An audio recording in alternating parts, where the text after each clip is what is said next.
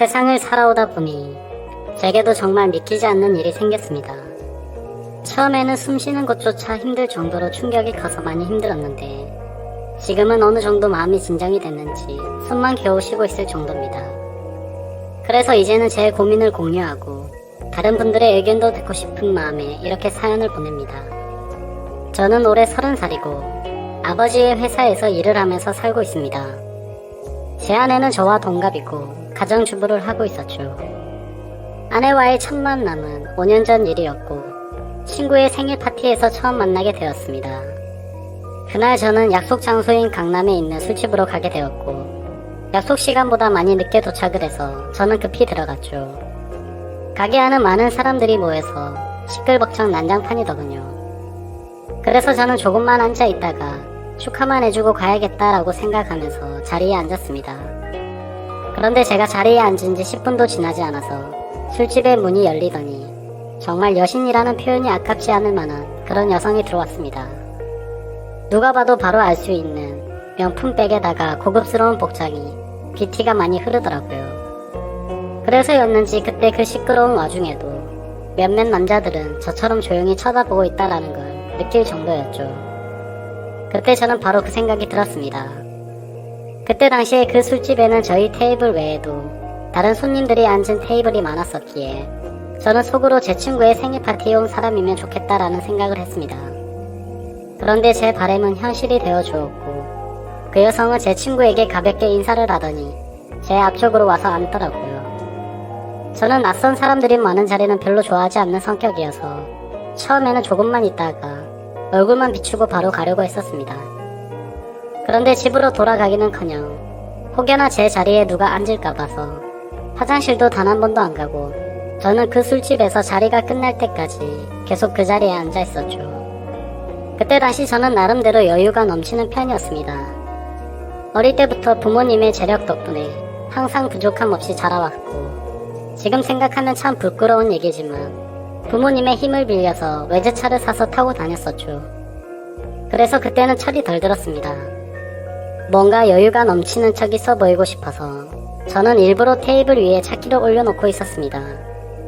마주 앉았던 그녀는 차키를 봐서 그랬던 건지 제게 호감이 있어서 그랬던 건지 저에게 먼저 말을 걸어주더라고요. 지금 생각해보면 제가 여유가 넘쳐 보여서 그랬던 것 같다라는 생각이 들긴 하네요. 아무쪼록 그녀는 딱히 직업이 있었던 건 아니었고 모델 활동을 한다고 하더군요. 그래서 그때 당시에 저는 모델이라고는 패션 모델이나 레이싱 모델 뭐 이런 거를 생각했었죠. 그런데 알고 보니 전문적인 모델은 아니었고 SNS에서 제법 인기가 많았는데 광고 회사들이 화장품이며 오시며 가릴 거 없이 가끔 홍보를 제안하는데 그럴 때마다 사용 후기 같은 걸 남기는 그런 프리랜서 개념의 일이었습니다.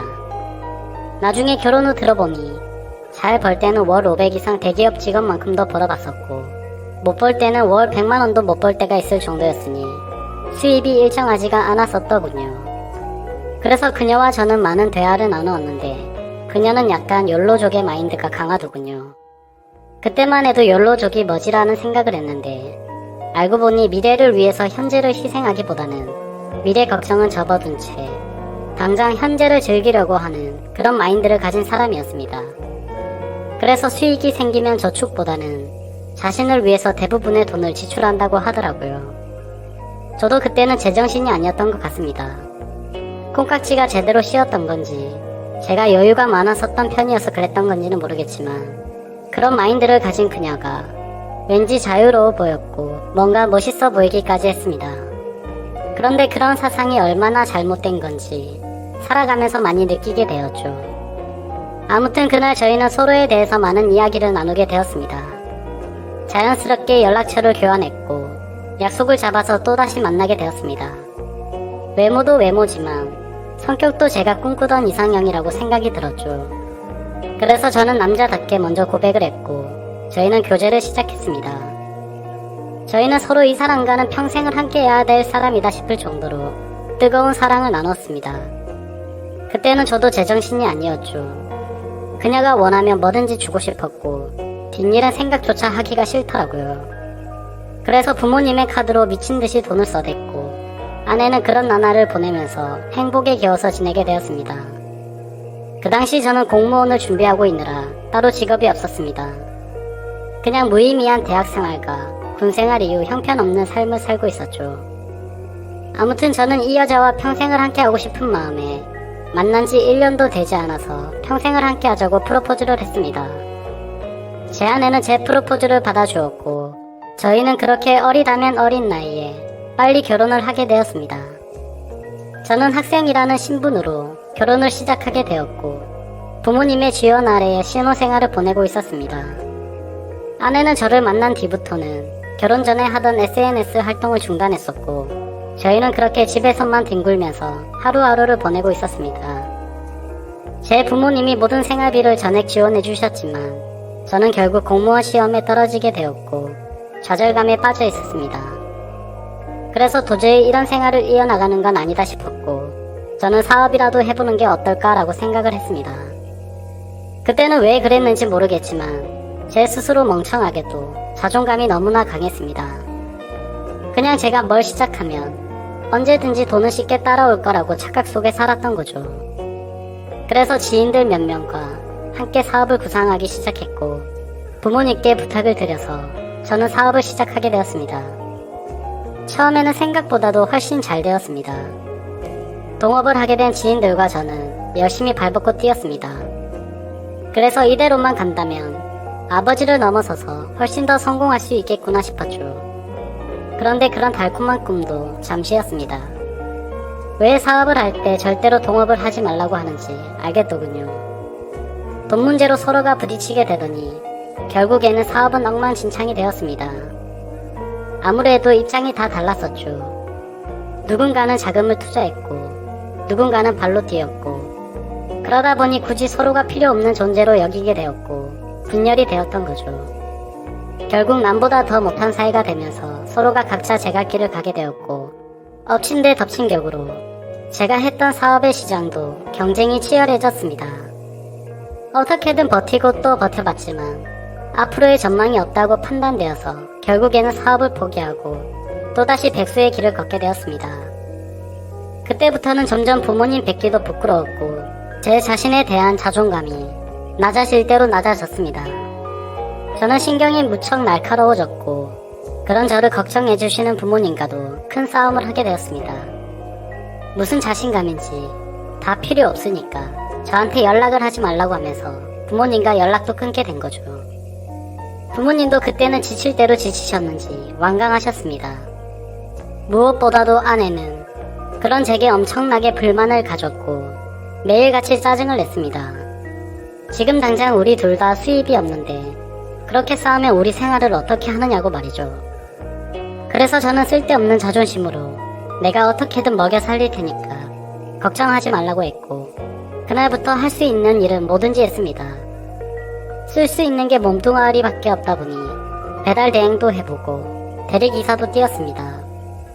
그렇게 1년 동안 겨우 입에 풀칠을 하면서 버텨갔지만 도저히 미래에 대한 비전이 안 보였습니다. 그래서 결국 저는 부모님께 사죄를 드리게 되었습니다. 그동안 실망시켜드린 죄스러운 마음을 보답하기 위해서 아버지 회사로 들어갔습니다. 아버지 회사는 동생이 대학을 포기한 채 사업을 돕고 있었고 동생이 그 사업을 이을 예정이었습니다. 저 또한 아버지의 뒤를 이을 생각으로 들어간 건 아니었고 그래도 하루 벌어 하루 먹고 사는 인생보다는 기술이라도 배우는 게 낫겠다 싶어서 들어가게 된 거였죠. 동생의 밑에서 일을 배워가며 했지만 기분이 나쁜 건 전혀 없었습니다.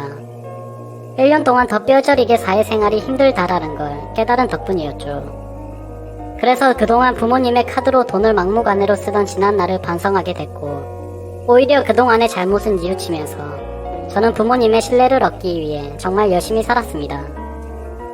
그렇게 하다 보니 좋은 결과들이 점차 뒤따라오기 시작하더라고요. 기존의 업체들보다 제법 규모가 큰 업체들이 운 좋게 거래처로 들어오게 되었습니다. 그 후 저의 출근 시간은 매일 새벽 6시가 되었고 퇴근을 저녁 10시 이후에 하는 그런 생활들이 이어졌습니다. 그런 생활이 이어지다 보니 자연스럽게 몸과 마음은 점점 힘이 들었죠. 하지만 과거 부모님 등쳐먹으면서 백수로 지낼 때보다는 훨씬 나았습니다. 항상 떳떳하지 못했던 제 자신이 이제서야 사람 취급을 받을 수 있겠구나 싶었고 제 스스로를 안도하면서 힘을 내고 있었죠. 이렇게 열심히 땀 흘려가면서 사는 게 맞구나 싶으면서 말이죠. 그때쯤에 아내는 휴대폰을 바꿔달라고 하더라고요. 그래서 저는 신규로 가입하는 게 저렴하길래 신규로 하나 사주었습니다. 제 아내는 연애 시절부터 그랬지만 항상 휴대폰을 손에서 놓지 않고 살았습니다. 여자들이 원래 휴대폰으로 이것저것 많이들 하니까 뭐 그러려니 했었죠. 그런데 힘들게 일하고 들어왔는데도 얼굴은 마주치지도 않고 대화할 틈도 없이 매일같이 휴대폰만 보고 있는 게 못마땅하긴 했습니다. 그래도 예전처럼 돈도 펑펑 쓰게 못해주는데 그런 사소한 것까지 건들고 싶지는 않았습니다. 그렇게 힘든 하루하루를 보내고 있는데 저는 최근에 업무가 가했던 건지 약간 몸에 무리가 오더라고요. 그래서 그날은 병원에 가서 검사를 받았고 영양제 주사를 맞고는 일찍 집으로 들어갔습니다. 그런데 집에 있어야 할 아내가 집에 없더라고요. 저는 아내에게 어디 갔냐고 연락을 했고 한참 동안 연락이 없었습니다. 평소에 항상 휴대폰을 분신처럼 끼고 사는 사람이 연락이 없으니까 뭐지 싶었죠. 그러다 저는 몸이 너무 좋지 않아서 저도 모르게 잠이 들었고 제가 연락을 한 지 거의 2시간이 지나서 아내에게서 답장이 와 있더라고요. 친정에 왔는데 잠깐 잠들었었다며 지금 집에 들어온다고 하더군요. 그래서 그때는 큰 의심 없이 그냥 그런가 보다 했습니다. 그러다 결국 사건이 터지고 말았습니다. 저는 병원을 다녀온 뒤로 무리하다가는 큰일 생길 수도 있으니 주말에는 좀 쉬라고 하더군요. 그래서 모처럼 주말에 아내와 초저녁부터 외식을 하면서 술을 한잔하고 있었죠. 그렇게 한창 술을 마시다 아내는 화장실에 갔고 아내 가방에서 카톡 소리가 나더라고요. 저희는 연애할 때부터 서로의 휴대폰을 보지 않기로 약속했었는데 갑자기 무슨 생각인지 저도 모르게 아내 휴대폰을 집어들어서 보게 됐습니다. 휴대폰은 잠금 상태가 되어 있었고 얼마 전에 아내 휴대폰을 사주면서 제가 등록해두었었던 그 패턴으로 풀어봤습니다. 아직 패턴을 바꾸지 않았는지 바로 풀리더라고요. 그런데 카톡 내용을 보니 나와 라고 와 있었습니다. 저는 그 메시지를 보는 순간 이건 뭐지 싶었죠. 누가 유부녀인 아내에게 이따위로 말을 하나 싶었고 기분이 더러웠습니다. 그래서 상대방의 카톡 프로필을 보니 50대 정도 되어 보이는 남자의 사진이더군요. 그때부터 뭔가 의심이 됐고 급속도로 분노가 치밀어 오르더라고요. 그래서 그 남자에게 곧장 전화를 했습니다. 그 많은 사람이 있는 곳에서 저는 소리를 질렀습니다.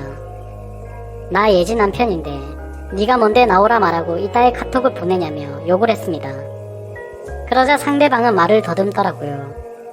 죄송합니다. 앞으로 다시는 연락 안 할게요. 정말 죄송합니다. 이러더군요.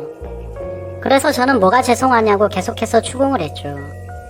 그런데 몇 분 동안이나 그 정신 나간 놈은 죄송합니다 라고만 할 뿐 제가 묻는 말에는 하나도 대답을 안 하더라고요. 그때부터는 더 이상 의심이 아니라 확신이 되었습니다. 아내는 잠시 후에 자리로 돌아왔고 저는 아내 휴대폰을 들고 있었습니다. 그 모습을 보고 아내는 곧바로 왜 남의 휴대폰 함부로 들고 있냐면서 짜증부터 내더라고요. 저는 헛웃음이 났고 아내에게 물었습니다. 뭐 숨기는 거 있냐고. 도대체 왜 그렇게 화들짝 놀라면서 화내냐고 물어봤죠. 아내는 휴대폰을 가져가서 자신에게 온 카톡 내용을 봤는지 잠시 생각하더니 말하더군요. 설마 오해하는 거 아니지? 라며 예전에 광고 의뢰하셨었던 사장님인데 연락이 온 거라고 하더라고요. 그래서 저는 너는 아는 사람한테 문자를 그따위로 보내는 사람 봤냐며 물어봤습니다. 그러자 아내는 그러게 이 사람 제정신이 아닌가 본데라며 시치미를 떼더군요. 저는 말했습니다. 내가 이미 그 사람한테 전화했고 그 사람이 다 인정하고 사과까지 했는데 끝까지 거짓말 하려고 하냐고 말했습니다. 외도를 했다고 듣지는 않았지만 일부러 아내를 떠보려고 그렇게 말해봤습니다. 그러자 아내는 통화 내역을 확인하더니 조용히 있다가 미안하다고 하더라고요. 제발 그 말이 나오지 않기를 바랬습니다. 그냥 단순한 착각이길 바랬고 그 대답을 듣는 순간 피가 거꾸로 섰더라고요. 이게 미안하다고 될 일이냐고 말했고 그동안 있었던 일에 대해서 솔직하게 말하라고 했습니다. 지금부터 거짓말 하나라도 하면 연락 온 그놈 당장 찾아가서 다 엎어버리고 네가 한 짓도 너희 친정에 가서 다 말한다고 했죠. 그러자 아내는 그동안 있었던 사실을 말했습니다. 아내도 처음부터 일하고 싶지 않았답니다. 제가 배달 대행에 대리기사까지 하면서 한창 힘들게 지내던 때 자신도 도움이 되고 싶은 마음에 다시 SNS를 시작하게 되었다고 하더군요. 그런데 한참을 쉬어서 그런지 예전처럼 광고가 들어오지 않았고 이 남자에게서 메시지가 왔다고 하더라고요. 그냥 딸을 잃어서 너무 그리워서 그런데 만나서 밥만 먹어줄 수 없겠냐며 부탁을 들어주면 30만원 준다고 했다더군요. 그래도 혹시라도 이 남자가 헛짓거리하면 바로 경찰에 신고를 할 생각을 가졌고 밥만 먹고 30만원이나 챙기자 싶어서 나갔답니다. 그런데 그 사람은 아주 젠틀했고 약속대로 밥만 먹었는데도 30만원을 줬답니다. 그렇게 만남을 몇 번 더 이어가다 보니 지금까지 연락을 주고받았다고 말하더군요. 저는 단도직입적으로 물었습니다. 그래서 관계까지 가졌냐고 물었죠. 아내는 엄청 놀라면서 절대로 그러지 않았다고 하더라고요. 저는 또 아내를 떠봤습니다. 제발 아니길 바라는 마음으로요. 너 지금 또 거짓말하냐고. 그 남자한테 이미 다 들었다고 하니까 아내는 갑자기 눈물을 흘리면서 진짜 미안하다면서 당신이 너무 힘들어 보여서 그랬다네요. 그런 모습을 보니 숨이 막혔고 어디서부터 어떻게 잘못된 건지 머리가 띵하더라고요. 그때부터는 저도 미친듯이 말을 내뱉었습니다. 네가 이따위로 내 뒤통수를 치냐며 내가 힘들어서 그랬던 거면 여지껏 그 더러운 돈 받은 거 어디 갔냐고 했습니다. 아무 대답도 없더라고요. 도저히 이해가 되지 않았습니다. 제가 힘들어 보여서 그랬다더니 그 더러운 돈으로 뭘 했을지 뻔히 보였죠. 저는 도저히 그 자리에서 같이 얼굴을 마주할 자신이 없어서 일단 집으로 꺼지라고 하고는 저는 그 자리를 떴습니다. 그날 이후로 저는 밥을 하루에 한 끼도 제대로 먹지도 못하고 억지로 먹어도 심각한 스트레스 때문인지 전부 토하게 되었습니다. 며칠이 지나서 아내를 불렀습니다. 아내는 별로 힘든 것도 없었는지 별로 달라진 모습이 없더군요. 제 모습을 보자마자 왜 이렇게 말랐냐면서 자신이 정말 미안하다고 하더라고요. 저는 아내에게 말했습니다. 너는 돈이 그렇게 좋냐고. 내가 잠깐 힘들게 하니까 그새를 못 참고 그렇게 곧바로 다른 남자한테 붙어먹으면서 그 더러운 돈으로 네가 사고 싶은 거 사면서 좋았냐고 했습니다. 그러자 마음이 너무 많이 불편했답니다.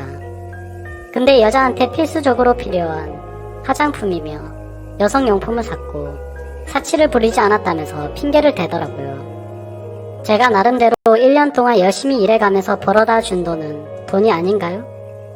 저는 그동안 내가 집에 넣어준 생활비는 어디다 썼냐고 거짓말 하지 말라고 했습니다. 아내는 사실 친정에서 돈이 필요하다고 해서 거기다가 생활비를 보내줬다고 하더군요. 진짜 너무 어이가 없고 기가 막혔습니다. 아내와 제가 결혼을 할 때 돈 한 푼도 보태지 않았던 친정이고 제 부모님과 다투고 밥 사 먹을 돈도 없어서 도움을 청했을 때는 매정하게 거절했던 장인 장모였습니다. 그런데 그런 인간들한테 제가 피땀 흘려서 번 돈을 보냈다고 하네요. 이 말을 아내에게 하면서 네가 도대체 생각이 있냐고 물었습니다. 그러자 그럼 어떻게 하냐며 아무리 그래도 부모님이 힘들다고 하는데 어쩔 수 없었답니다. 도대체 뭘 어쩔 수가 없다는 거죠? 제가 돈 10원도 못 벌어 온 것도 아니고 충분히 먹고 사는 데는 문제가 없었는데 그 돈을 홀라당 친정에 보내주고는 화장품이며 여성용품을 사려고 돈 많은 남자한테 붙어먹었다는 걸 어떻게 이해를 해야 합니까? 솔직히 아내의 친정도 심각한 문제입니다. 저희 집에만 매달려서 돈 한 푼도 없이 딸을 시집 보낸 것도 모자라서 제가 아내 모르게 돈을 빌려준 돈도 꽤 많습니다. 그때 당시에는 제가 사랑하는 아내의 식구들이었고 당장 너무 힘들다고 하는데 어쩔 도리가 없었죠. 그렇게 한 번만 또 한 번만 마지막으로 한 번만 이런 식으로 보내준 금액만 5천만 원이 넘습니다. 막상 아내의 얼굴을 마주하고 있으면 마음이 또 약해지는 것 같기도 하고 이런 제 자신이 정말 저도 답답하고 화가 납니다. 남들이 이런 고민을 갖고 있으면 남자가 진짜 멍청한 놈이구나 했을 겁니다. 그런데 막상 제게 이런 일이 생겨버리니 아닌 걸 알면서도 단호하게 내쳐지지가 않네요. 아내는 계속 울고 불며 미안하다고, 절대로 두 번 다시는 이런 일이 없을 거라고 믿어달라면서 빌고 있는 상황입니다. 저는 이게 돌이킬 수 없는 일이기에 아내가 너무 천박하다는 생각을 하면서도 어떻게 해야 할지 도저히 모르겠습니다. 제가 아내를 믿어준다고 하더라도 아내가 그 늙은 남자와 있었던 상상들을 계속해서 하게 될 텐데 이 만남이 유지가 될 수 있을까요? 정말 어떻게 이렇게 한순간에 처참하게 모든 게 무너져 내릴 수 있는지 제게 닥친 가혹한 현실이 너무 힘이 드네요. 인생이란 참 어렵고 힘든 것 같습니다. 이런 걸 고민이라고 사연을 올리는 제가 멍청한 거 저도 잘 알지만 욕보다는 현명한 말씀을 부탁드리겠습니다. 감사합니다.